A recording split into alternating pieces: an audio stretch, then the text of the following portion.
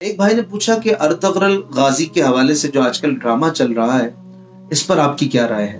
دیکھیں، ڈرامہ کبھی بھی حقیقت نہیں ہو سکتا. ڈرامے میں بہت سارے اضافے ہوتے ہیں اور کچھ نہ کچھ تاریخ سے ہٹ کر مرچ مسالے کا اضافہ کیا جاتا ہے، کچھ نئی چیزیں ڈالی جاتی ہیں اور اسی وجہ سے ڈائریکٹر پروڈیوسر یہ اپنے اپنے کام کرتے ہیں. اور اسکرپٹ رائٹر کا بھی ایک کام ہوتا ہے، وہ نئی چیزیں لے کر آتا ہے. اگر صرف اور صرف تاریخ کی بیس پر، ہسٹری کی بیس پر ڈرامہ بنایا جائے تو سب سے پہلے تو اسکرپٹ رائٹر فارغ ہوگا. بات یہ ہے کہ ڈرامے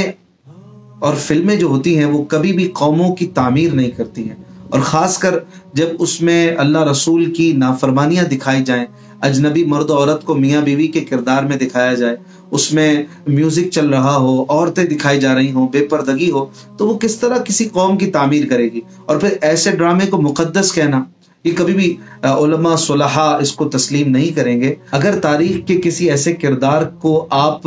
اچھے انداز میں پینٹ کرنا چاہتے ہیں تو اس کے لیے اخبارات ہیں، تحریرات ہیں، کتابیں ہیں. ڈرامے بنانا، اگر آپ اس پر اچھے انداز میں ویڈیوز بنانا بھی چاہتے ہیں تو شریعت کے مطابق اس کو بنائیں. اگر آپ اس میں خلاف قانون شریعت چیزیں لائیں گے، میوزک لائیں گے، عورتیں لائیں گے، اس طرح کی چیزیں ہوں گی، تو جو نئی جنریشن ہے جو اس کو دیکھے گی وہ ان چیزوں کو صحیح بھی سمجھے گی اور ان میں موجود فتنوں میں پڑ بھی جائے گی. لہٰذا اگلی جنریشن کے لیے مفید یہی ہے کہ وہ ارطغرل غازی کے حوالے سے جو کتب ہیں، جو مستند تاریخی حقائق ہیں، ان کو پڑھیں. بلا شبہ ارطغرل غازی ایک زبردست مجاہد تھے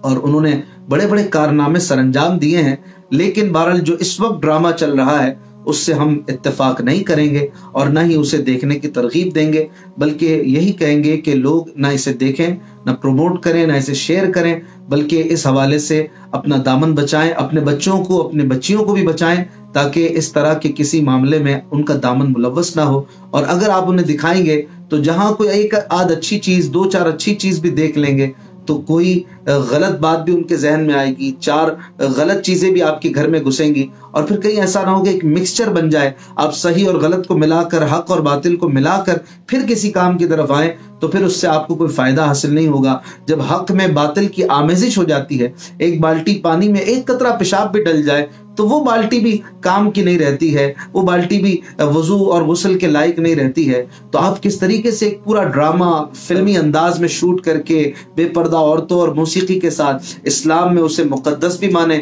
اور پھر اسے اپنی آنے والی جنریشن کے لیے مفید بھی مانیں، یہ ہرگز نہیں ہو سکتا ہے.